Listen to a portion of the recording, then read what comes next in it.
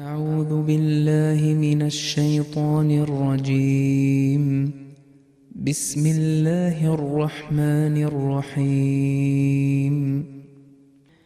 قال الملأ الذين استكبروا من قومه لنخرجنك يا شعيب والذين آمنوا معك من قريتنا أو لتعودن في ملتنا. قال أولو كنا كارهين قد افترينا على الله كذبا إن عدنا في ملتكم بعد إذ نجانا الله منها وما يكون لنا أن نعود فيها إلا أن يشاء الله ربنا وسع ربنا كل شيء علما على الله توكلنا ربنا افتح بيننا وبين قومنا بالحق وأنت خير الفاتحين. وقال الملأ الذين كفروا من قومه لئن اتبعتم شعيبا إنكم إذا لخاسرون. فأخذتهم الرجفة فأصبحوا في دارهم جاثمين. الذين كذبوا شعيبا كأن لم يغنوا فيها الذين كذبوا شعيبا كانوا هم الخاسرين. فتولى عنهم وقال يا قوم لقد أبلغتكم رسالات ربي ونصحت لكم فكيف آسى على قوم كافرين. وما أرسلنا في قرية من نبي إلا أخذنا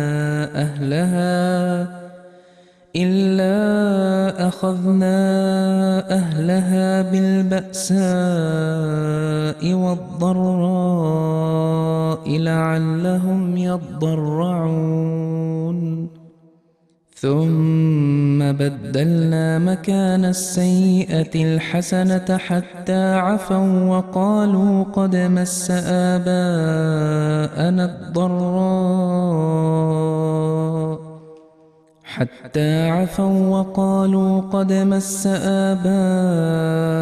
الضراء والسراء فأخذناهم بغتة وهم لا يشعرون. ولو أن أهل القرى آمنوا واتقوا لفتحنا عليهم بركات من السماء والأرض ولكن كذبوا فأخذناهم بما كانوا يكسبون. أفأمن أهل القرى أن يأتيهم بأسنا بياتا وهم نائمون. أوأمن أهل القرى أن يأتيهم بأسنا ضحى وهم يلعبون. أفأمنوا مكر الله فلا يأمن مكر الله إلا القوم الخاسرون. أولم يهد للذين يرثون الأرض من بعد أهلها أن لو نشاء أصبناهم بذنوبهم ونطبع على قلوبهم فهم لا يسمعون. تلك القرى نقص عليك من أنبائها ولقد جاءتهم رسلهم بالبينات فما كانوا ليؤمنوا بما كذبوا من قبل كذلك يطبع الله على قلوب الكافرين وما وجدنا لأكثرهم من عهد وإن وجدنا أكثرهم لفاسقين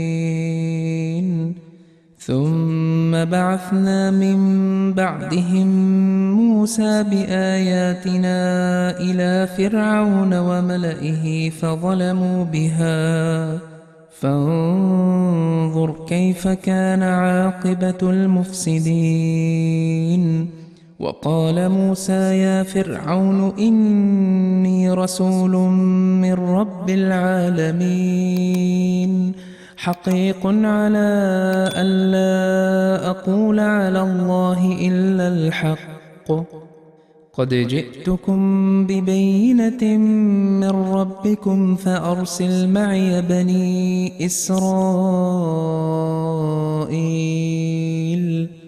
قال إن كنت جئت بآية فأت بها إن كنت من الصادقين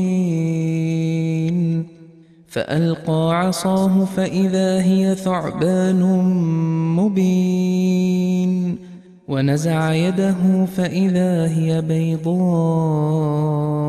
للناظرين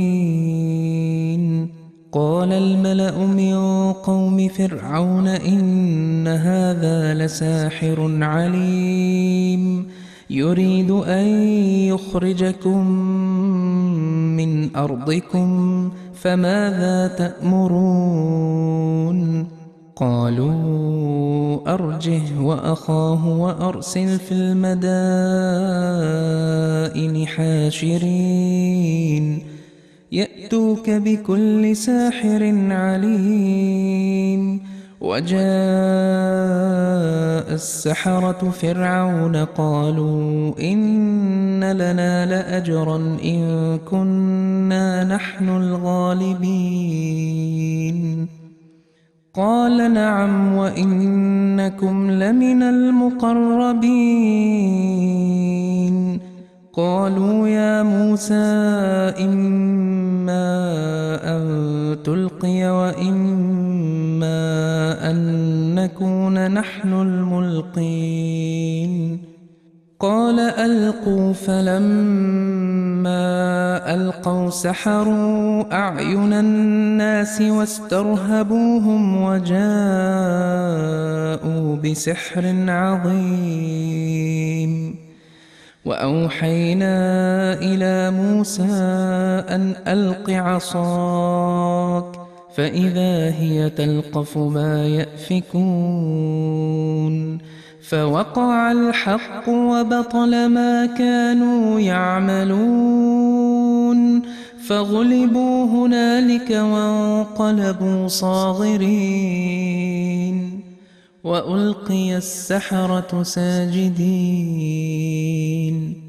قالوا آمنا برب العالمين رب موسى وهارون قال فرعون آمنتم به قبل أن آذن لكم إن هذا لمكر مكرتموه في المدينة لتخرجوا منها أهلها فسوف تعلمون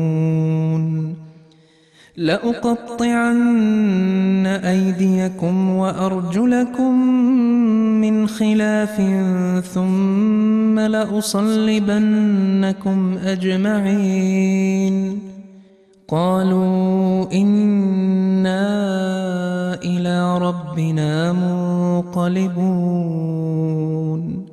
وما تنقم منا إلا أن آمنا بآيات ربنا لما جاءتنا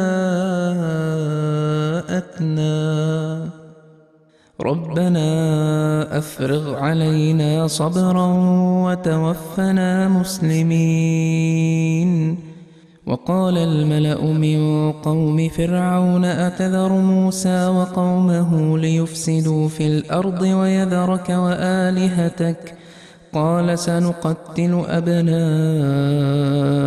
ونستحيي نساءهم وإنا فوقهم قاهرون. قال موسى لقومه استعينوا بالله واصبروا إن الأرض لله يورثها من يشاء من عباده والعاقبة للمتقين.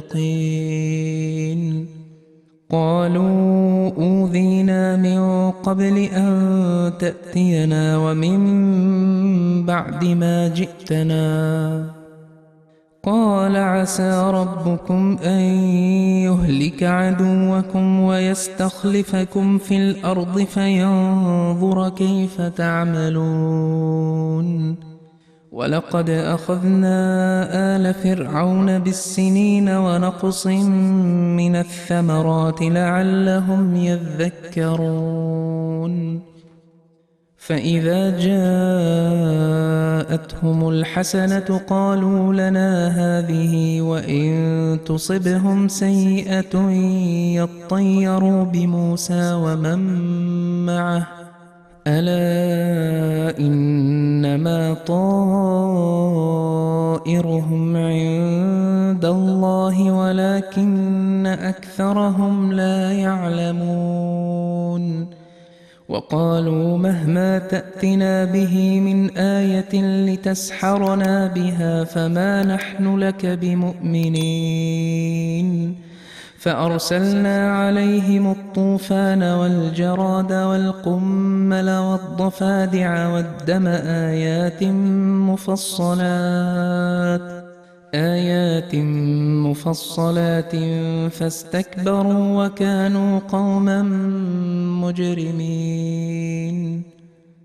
ولما وقع عليهم الرجز قالوا يا موسى ادع لنا ربك بما عهد عندك لئن كشفت عنا الرجز لنؤمنن لك ولنرسلن معك بني إسرائيل. فلما كشفنا عنهم الرجز إلى أجل هم بالغوه إذا هم ينكثون. فانتقمنا منهم فأغرقناهم في اليم بأنهم كذبوا بآياتنا وكانوا عنها غافلين. وأورثنا القوم الذين كانوا يستضعفون مشارق الأرض ومغاربها التي باركنا فيها وتمت كلمة ربك الحسنى على بني إسرائيل بما صبروا ودمرنا ما كان يصنع فرعون وقومه وما كانوا يعرشون. وجاوزنا ببني إسرائيل البحر فأتوا على قوم يعكفون على أصنام لهم قالوا يا موسى اجعل لنا إلها كما لهم آلهة قال إنكم قوم تجهلون. إن هؤلاء متبر ما هم فيه وباطل ما كانوا يعملون. قال أغير الله أبغيكم إلها وهو فضلكم على العالمين. وإذ أنجيناكم من آل فرعون يسومونكم سوء العذاب يقتلون أبناءكم ويستحيون نساءكم وفي ذلكم بلاء من ربكم عظيم. وواعدنا موسى 30 ليلة وأتممناها ب10 فتم ميقات ربه 40 ليلة. وقال موسى لأخيه هارون اخلفني في قومي وأصلح ولا تتبع سبيل المفسدين. ولما جاء موسى لميقاتنا وكلمه ربه قال رب أرني أنظر إليك. قال لن تراني ولكن انظر إلى الجبل فإن استقر مكانه فسوف تراني. فلما تجلى ربه للجبل جعله دكا وخر موسى صعقا. فلما أفاق قال سبحانك تبت إليك وأنا أول المؤمنين. قال يا موسى إني اصطفيتك على الناس برسالاتي وبكلامي فخذ ما آتيتك وكن من الشاكرين. وكتبنا له في الألواح من كل شيء موعظة وتفصيلا لكل شيء فخذها بقوة وأمر قومك يأخذوا بأحسنها سأريكم دار الفاسقين. سأصرف عن آياتي الذين يتكبرون في الأرض بغير الحق وإن يروا كل آية لا يؤمنوا بها وإن يروا سبيل الرشد لا يتخذوه سبيلا وإن يروا سبيل الغي يتخذوه سبيلا. ذلك بأنهم كذبوا بآياتنا وكانوا عنها غافلين. والذين كذبوا بآياتنا ولقاء الآخرة حبطت أعمالهم هل يجزون إلا ما كانوا يعملون. واتخذ قوم موسى من بعده من حليهم عجلا جسدا له خوار ألم يروا أنه لا يكلمهم ولا يهديهم سبيلا اتخذوه وكانوا ظالمين. ولما سقط في أيديهم ورأوا أنهم قد ضلوا قالوا لئن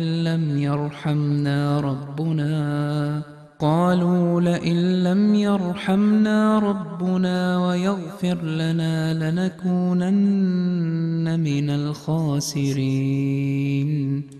ولما رجع موسى إلى قومه غضبان أسفا قال بئس ما خلفتموني من بعدي أعجلتم أمر ربكم.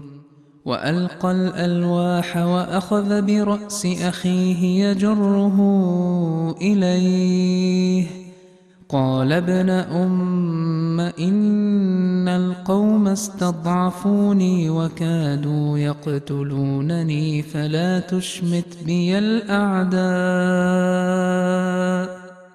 ولا تجعلني مع القوم الظالمين.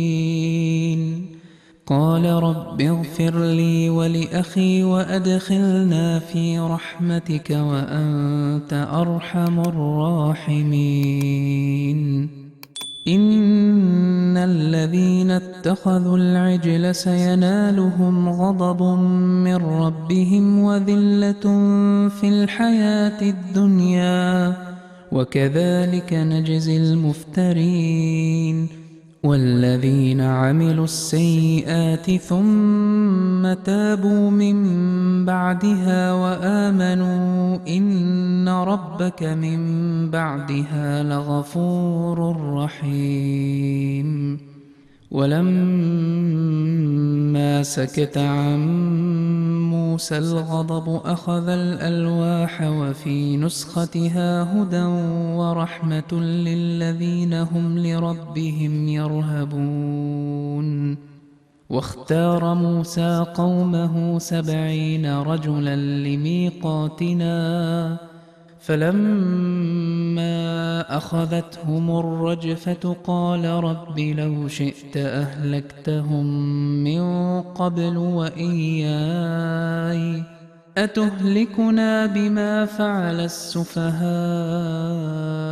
منا إن هي إلا فتنتك تضل بها من تشاء وتهدي من تشاء أنت ولينا فاغفر لنا وارحمنا وأنت خير الغافرين. واكتب لنا في هذه الدنيا حسنة وفي الآخرة إنا هدنا إليك. قال عذابي أصيب به من أشاء ورحمتي وسعت كل شيء فسأكتبها للذين يتقون ويؤتون الزكاة والذين هم بآياتنا يؤمنون. الذين يتبعون الرسول النبي الأمي الذي يجدونه مكتوبا عندهم في التوراة والإنجيل يأمرهم بالمعروف وينهاهم عن المنكر ويحل لهم الطيبات ويحرم عليهم الخبائث ويضع عنهم إصرهم والأغلال التي كانت عليهم. فالذين آمنوا به وعزروه ونصروه واتبعوا النور الذي أنزل معه أولئك هم المفلحون. قل يا أيها الناس إني رسول الله إليكم جميعا الذي له ملك السماوات والأرض لا إله إلا هو يحيي ويميت فآمنوا بالله ورسوله النبي الأمي الذي يؤمن بالله وكلماته واتبعوه لعلكم تهتدون.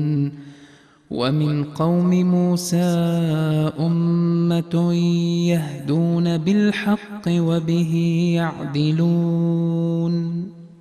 وقطعناهم 12 أسباطا أمما وأوحينا إلى موسى إذ استسقاه قومه أن اضرب بعصاك الحجر فانبجست منه 12 عينا قد علم كل أناس مشربهم وظللنا عليهم الغمام وأنزلنا عليهم المن والسلوى كلوا من طيبات ما رزقناكم وما ظلمونا ولكن كانوا أنفسهم يظلمون. وإذ قيل لهم اسكنوا هذه القرية وكلوا منها حيث شئتم وقولوا حطة وادخلوا الباب سجدا وادخلوا الباب سجدا نغفر لكم خطيئاتكم سنزيد المحسنين. فبدل الذين ظلموا منهم قولا غير الذي قيل لهم فأرسلنا عليهم رجزا من السماء بما كانوا يظلمون. واسألهم عن القرية التي كانت حاضرة البحر إذ يعدون في السبت إذ تأتيهم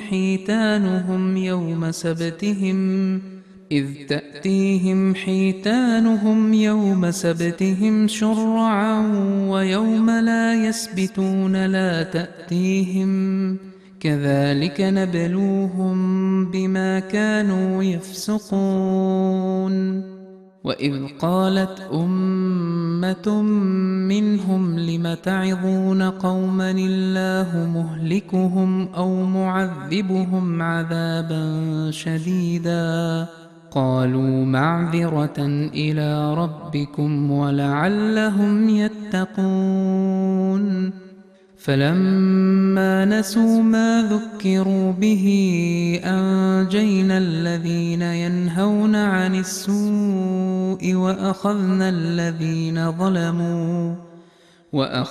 الذين ظلموا بعذاب بئيس بما كانوا يفسقون. فلما عتوا عما نهوا عنه قلنا لهم كونوا قردة خاسئين.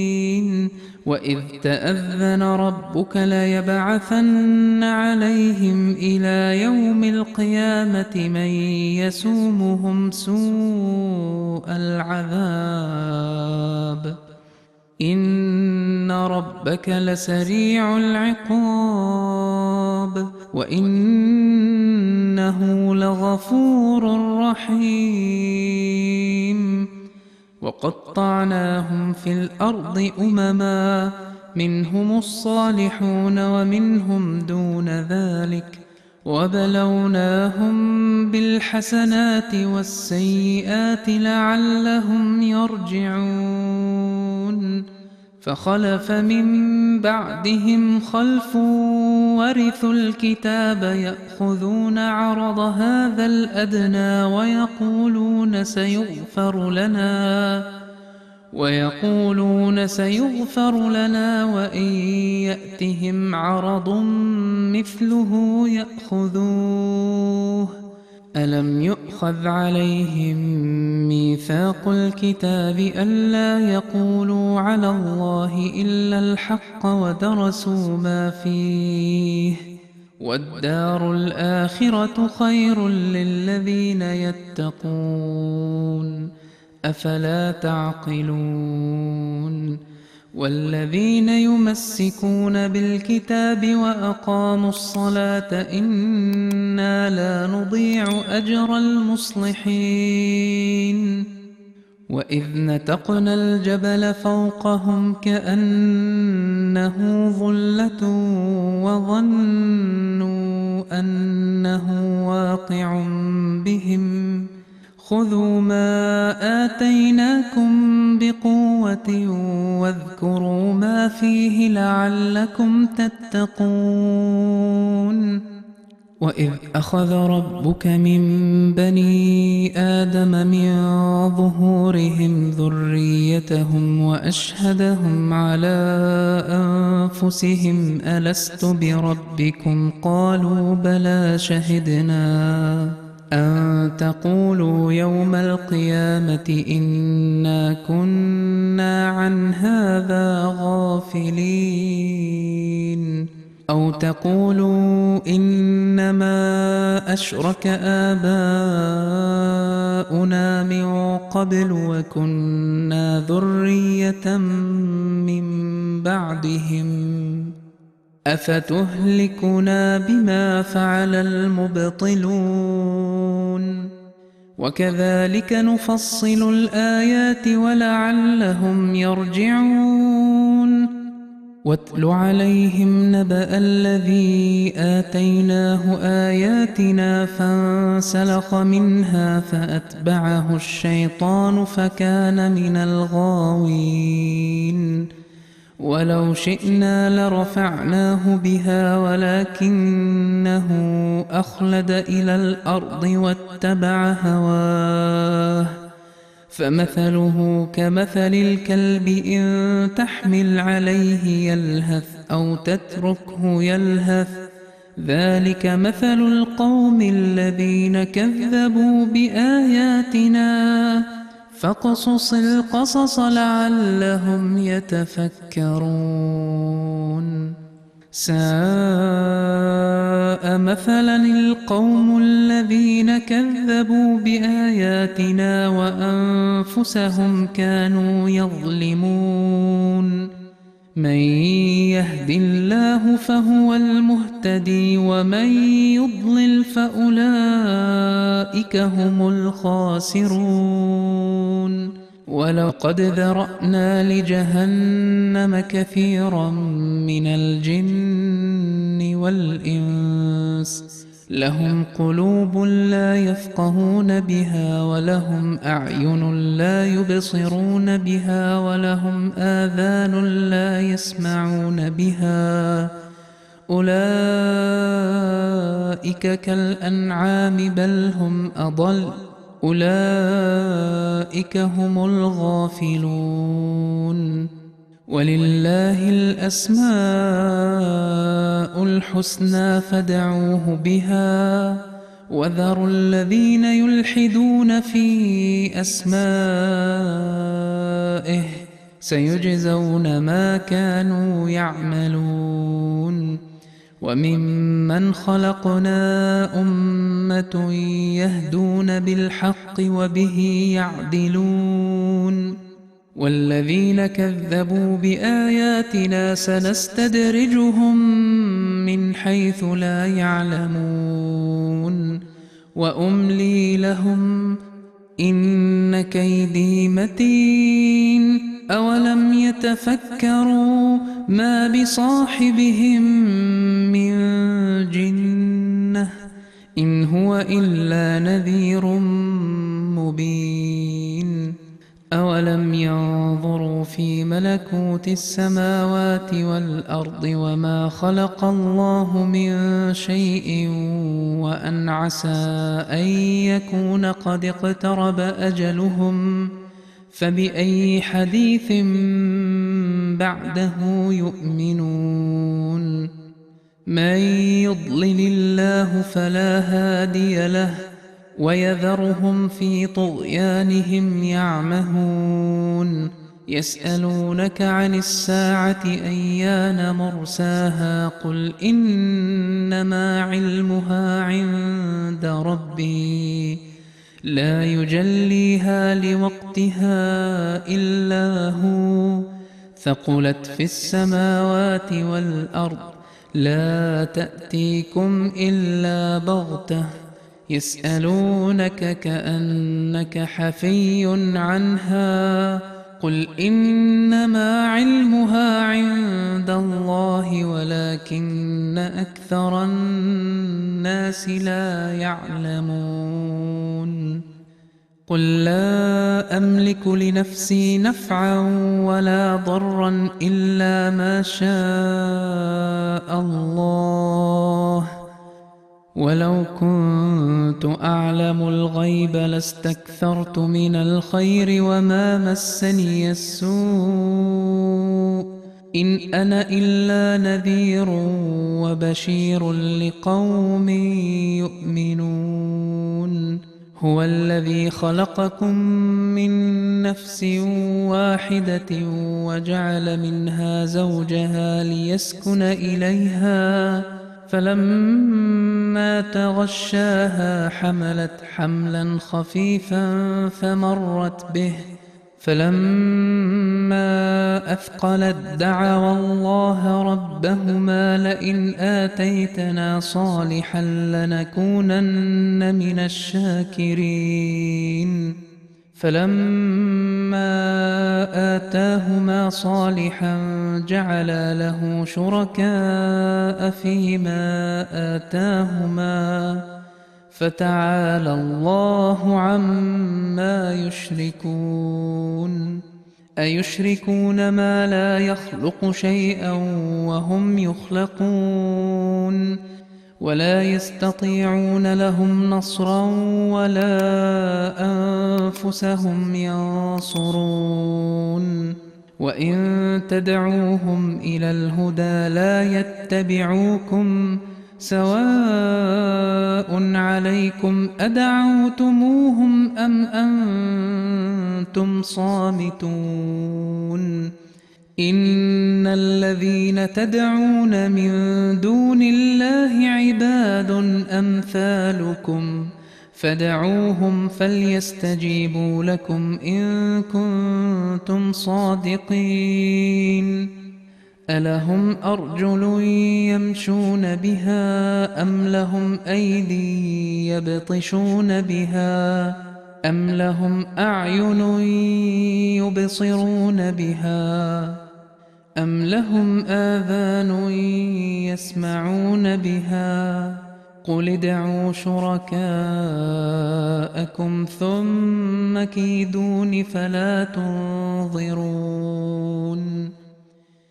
إن وليي الله الذي نزل الكتاب وهو يتولى الصالحين والذين تدعون من دونه لا يستطيعون نصركم ولا أنفسهم ينصرون وإن تدعوهم إلى الهدى لا يسمعوا وتراهم ينظرون إليك وهم لا يبصرون خذ العفو وأمر بالعرف وأعرض عن الجاهلين وإما ينزغنك من الشيطان نزغ فاستعذ بالله إنه سميع عليم إن الذين اتقوا إذا مسهم طائف من الشيطان تذكروا فإذا هم مبصرون وإخوانهم يمدونهم في الغي ثم لا يقصرون وإذا لم تأتهم بآية قالوا لولا اجتبيتها قل إنما أتبع ما يوحى إلي من ربي هذا بصائر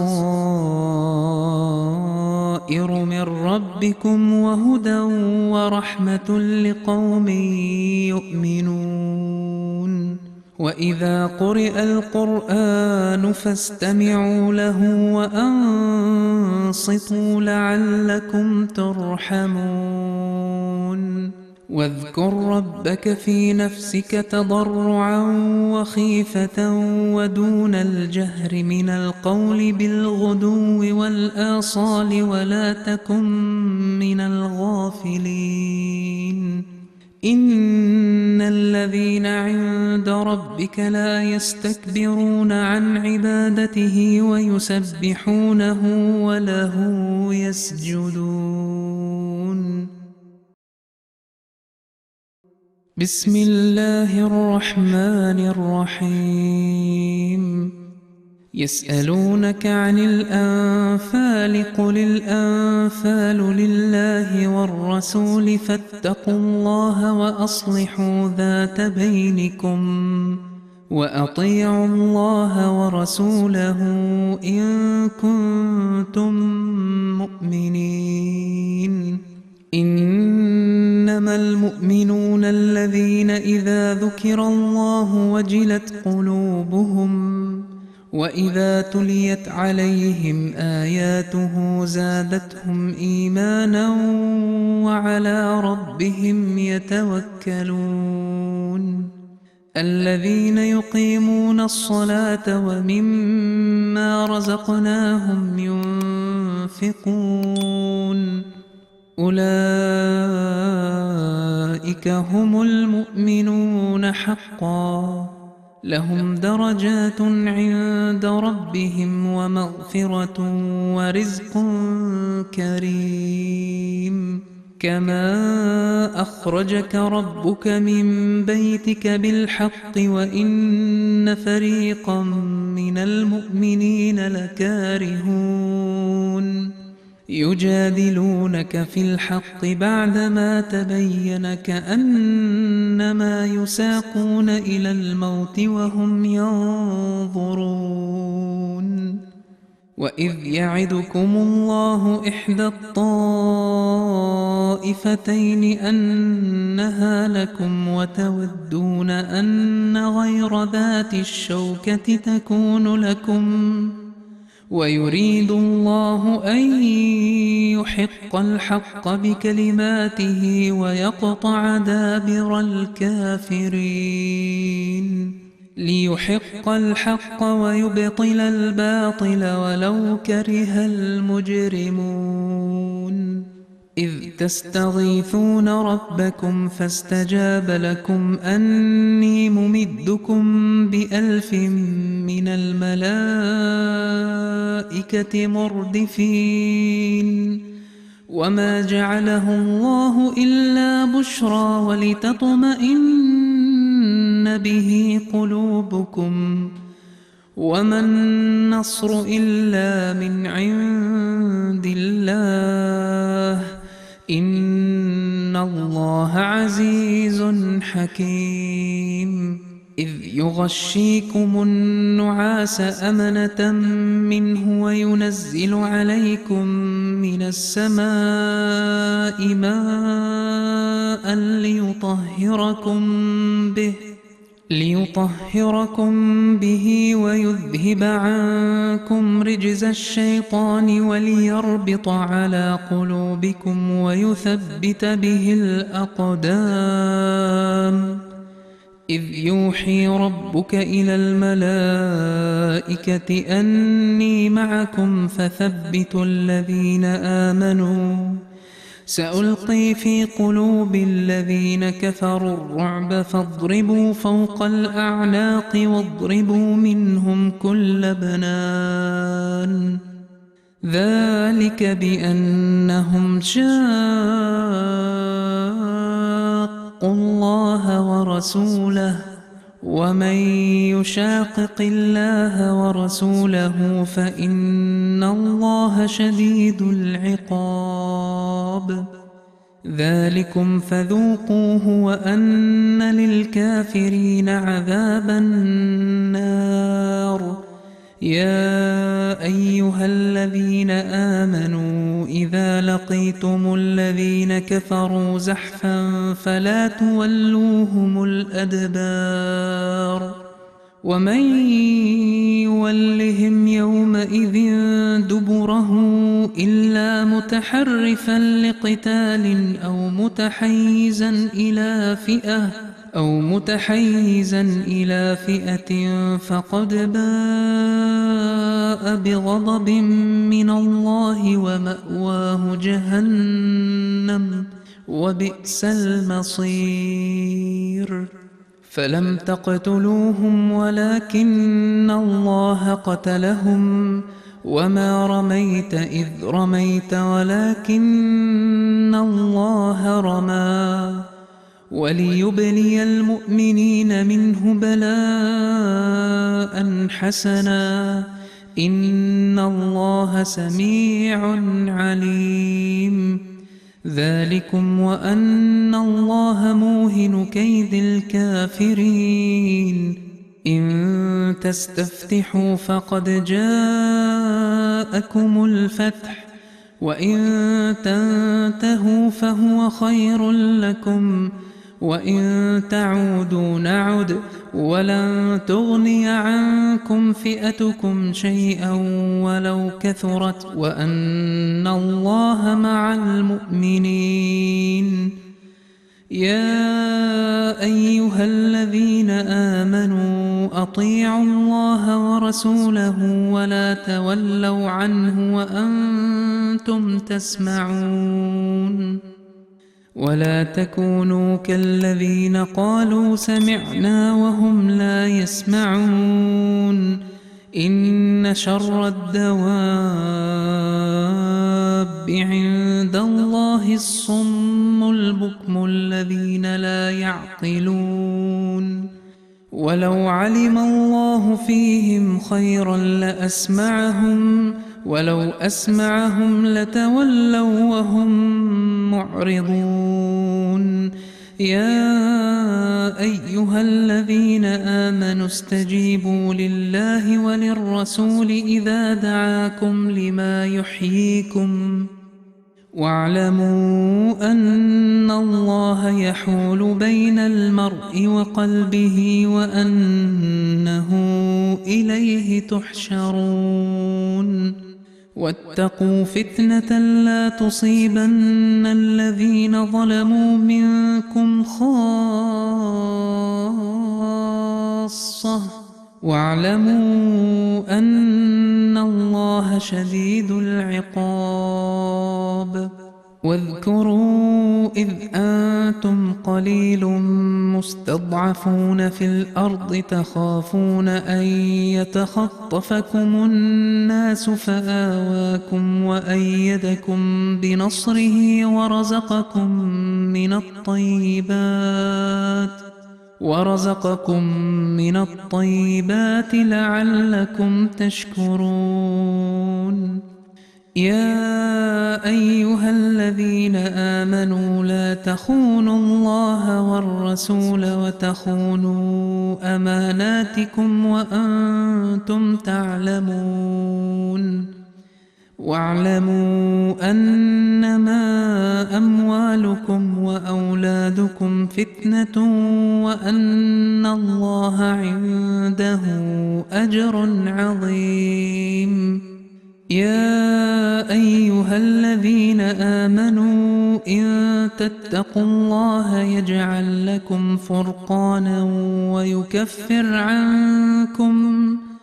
ويكفر عنكم سيئاتكم ويغفر لكم والله ذو الفضل العظيم وإذ يمكر بك الذين كفروا ليثبتوك أو يقتلوك أو يخرجوك ويمكرون ويمكر الله والله خير الماكرين وإذا تتلى عليهم آياتنا قالوا قد سمعنا لو نشاء لقلنا مثل هذا إن هذا إلا أساطير الأولين وإذ قالوا اللهم إن كان هذا هو الحق من عندك فأمطر علينا حجارة من السماء أو ائتنا بعذاب أليم وما كان الله ليعذبهم وأنت فيهم وما كان الله معذبهم وهم يستغفرون وما لهم ألا يعذبهم الله وهم يصدون عن المسجد الحرام وما كانوا أولياءه إن أولياؤه إلا المتقون ولكن أكثرهم لا يعلمون وما كان صلاتهم عند البيت إلا مكاء وتصدية فذوقوا العذاب بما كنتم تكفرون إن الذين كفروا ينفقون أموالهم ليصدوا عن سبيل الله فسينفقونها ثم تكون عليهم حسرة ثم يغلبون والذين كفروا إلى جهنم يحشرون ليميز الله الخبيث من الطيب ويجعل الخبيث بعضه على بعض فيركمه جميعا فيجعله في جهنم أولئك هم الخاسرون قل للذين كفروا إن ينتهوا يغفر لهم ما قد سلف وإن يعودوا فقد مضت سنة الأولين وقاتلوهم حتى لا تكون فتنة ويكون الدين كله لله فإن انتهوا فإن الله بما يعملون بصير وإن تولوا فاعلموا أن الله مولاكم نعم المولى ونعم النصير.